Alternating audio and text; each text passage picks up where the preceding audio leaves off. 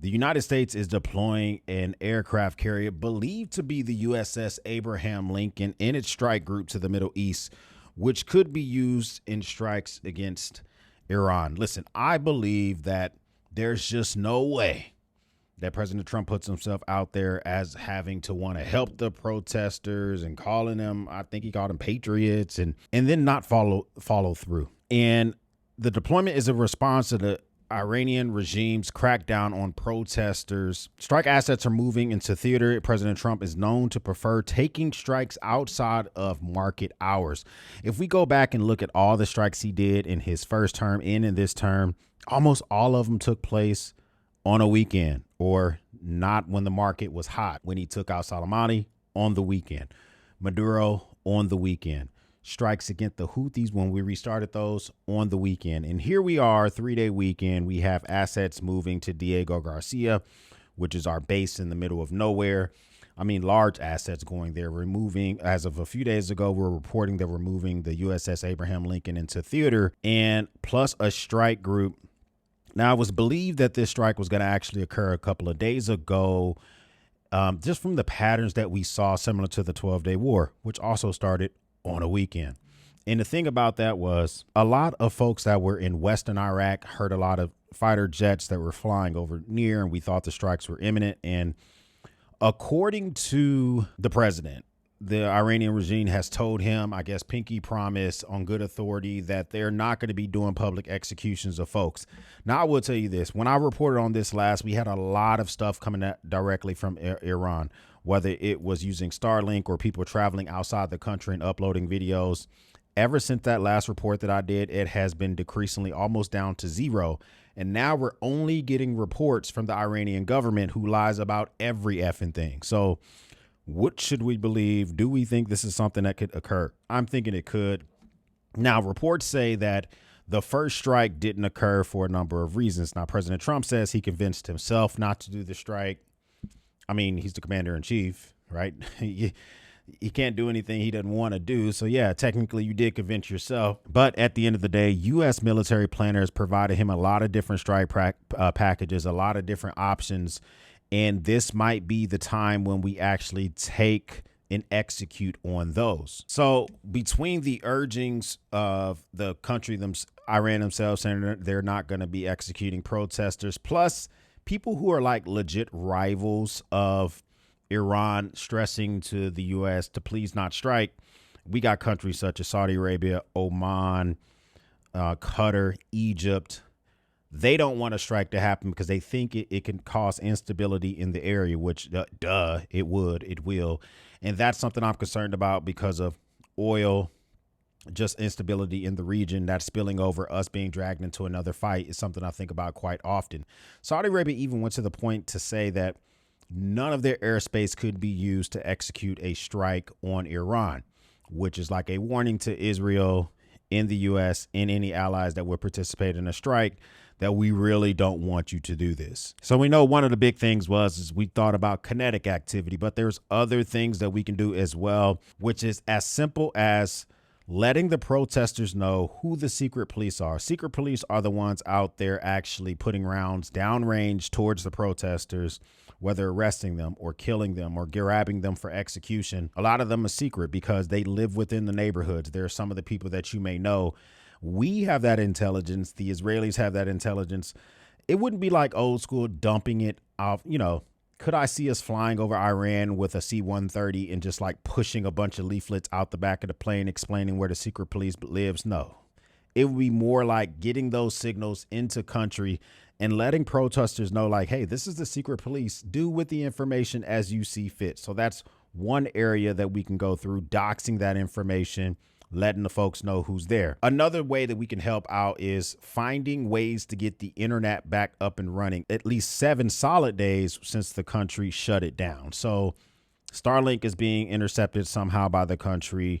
And so finding different ways to get the internet back up and running could be something. As you know, XAI just made it a major investment, which is one of Elon Musk's ventures into the Pentagon. And I believe that there's a lot of different assets that could be used to help if we decided that kinetic plus cyber plus doxing was the way that we wanted to go. I think that's going to be probably the path and be a trifecta. I think at first would be a lot of cyber, a lot of doxing, and then I do believe that kinetic is the last option and something that we're probably going to end up doing. Now, the crazy thing is that the IRGC, the foreign minister, they have been really puffing their chest out, but at the same time coming on some of our news networks like Brett Baer and stating that, no, they're all terrorists. They're all sent in by the Israelis. They're all sent in by the U.S. They're out there shooting folks. There's not thousands of people dead, maybe hundreds, but it's not our fault. It's the terrorists' fault.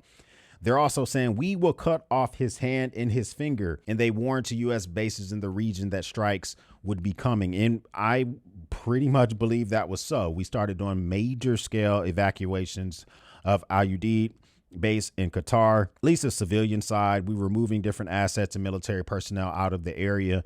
It really seemed like we were posturing to get hit back if we were to take a swing at Iran. So when you hear the foreign minister with Brett Baer making it sound like a false flag, like it's not really them, I take that with a grain of salt. Any reports that we're getting from Iran, I don't really believe it. And then we see things where the president is saying that he's told that there's not going to be any more executions and that the 800 public executions that they had scheduled have all been nixed. But we're not getting independent verified information from the country like we were. That's why we're still moving assets in the region, in my opinion, because let's just say it was true that they're no longer going to be doing executions. Don't sweat it. Don't worry about it. Nothing to see here. We still might want to have the USS Abraham Lincoln in region because we should have a aircraft carrier in the region. But all these other movements and assets make me wonder if that's really true. We're moving stuff to Diego Garcia. We're putting different assets in the region. We moved another strike group along with US Abraham into the region. And then we see big movements of stuff like the Wings of Zion, which is their version, Israel's version of Air Force One, doing sporadic movements to Crete, which is an island off of Greece, which belongs to Greece in the Mediterranean. So we see all these things that, yeah, you're saying you're not going to do it anymore, but I think our intelligence knows more than we American people know. And that's why I'm trying to just kind of tell you guys that if we do a strike, it could disrupt stuff immediately. Barrel price or prices of oil, I could see going up. I could see us trying to offset that with our newly acquired Venezuela asset, I guess. I don't know if that's something we would do. Now, I think we should keep it real. This is the weakest that the Iranian regime has been in 40, at least 40, maybe 42 years. The Ayatollah is in his 80s. He's old as hell. He's probably going to die soon. The president can't be believed. The foreign minister can't be believed. I think that this is the time that if a regime change was going to happen, we would do it. On the flip side, America first type of guy, I don't necessarily want to participate in another regime change. It's exhausting. I think it's going to take a long time. It's going to cost a lot of money. And I still ultimately think this is another distraction when it comes to the Epstein files. And we're doing a lot of stuff around the world which seems to all have to do with distractions, or we spoke first and we have to act upon that stuff. Protest. I think that the protesters are in a revolutionary mindset. If you're purposely putting your children, your wives, in your own self in harm's way, risking being shot or taken up by the secret police, risking being mowed down by the just obvious police, the IRGC, with weaponry. This is the type of mindset you have when you're in a revolution, because you don't care about your life. You care about the movement. And it's a difference from protest and revolution. I think we're like getting closer. We're teetering closer to revolution versus it's straight up and down being protest. 2019, the protest for women's rights, that seemed like more of a or that was 2022. That seemed more like a protest. 2019, Bloody November, more like a protest. What's going on now seems a lot bigger. Is it going to explode? My guess is, yeah. Could it be this weekend? Possibly. And I believe markets are closed this Monday because of Martin Luther King Jr. Day. So that could be another reason that we're making stuff happen. Although I don't know if the Abraham Lincoln will be in the area by then, but it may not matter because we have stuff there that we don't know about. Abraham Lincoln is a good asset to have there. But we still have Tomahawks we can launch from the Mediterranean. We have assets in Iraq and Syria, plus assets we don't even know about, stuff that's in Bahrain. We have stuff in Qatar. We have a lot of different things that we can make happen there without needing that vessel to be there. And the thing is that even medical professionals are starting to work with the government as well. They're being told that if anyone's admitted to your hospital and it has anything to do other than unrest or illness or whatever, flag it for us because we need to know who they are. And that's even turning up the temperature to the point where people aren't even willing to go get aid. And if you're not willing to get aid for a gunshot, or if you were beat, that means that you're willing to just do what you got to do. Now, President Trump did make some posts and he made some statements in different interviews recently, some in the Oval Office and some outside of Marine One, when he said the killings have stopped. There's no plans for public executions. All right, but the AP has reported something a little bit different, whereas although that's what is being told to the U.S. government by Iranian officials, that it doesn't seem to be slowing down, and we don't have any evidence otherwise, especially because the internet is cut off in the country. So if you're getting mixed messages in the country, you know, while you still had pieces of internet, you heard from the president when he was saying Iranian patriots keep protesting, help is on the way, take your institutions, take down the names of people that are killing. You have the Crown Prince Pale urging the military to join the people. The Crown Prince, he's not in the country. He would have been the leader of the country, but for 42 years ago, the regime taking over as we see it right now. And even if regime change were to happen, the Crown Prince is not going to be put in charge, in my opinion. I don't know if he has a lot of support within the country. He hasn't been in the country in years. It would be someone else.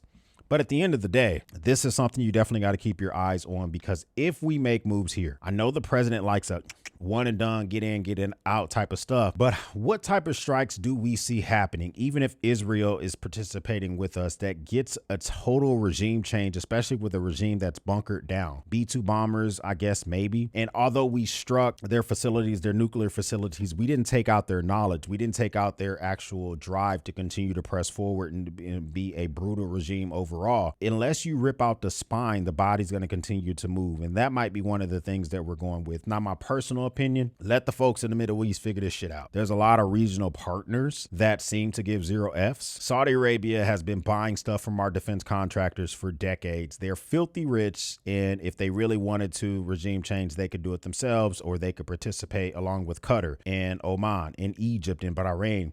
They can do all that type of shit. And I know the Emiratis seem to be mute, not making any noise whatsoever. All the stand countries, they don't say anything ever.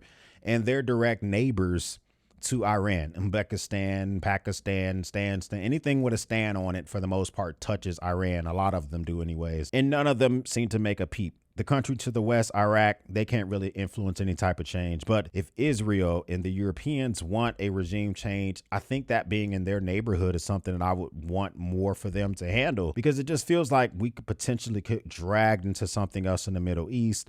And I'm not very interested in that. But if it's something that we do, I'm going to support the troops nonetheless. Comment down below. What do you think? Is it go time for Iran? With the reports that we're seeing, do you think it's something you need to worry about? Are you starting to like stockpile and look at your things that you need from that part of the world, the Suez Canal, gas, all that type of stuff? Or are you like full send, let's get it, they're a target, let's go? Comment down below. I would love to hear that from you. First time stopping by, hit the subscribe button. I would love to have you part of the battalion. If this is not your first time stopping by, well, thank you once again for watching me run my grape. For everyone else, we'll speak soon.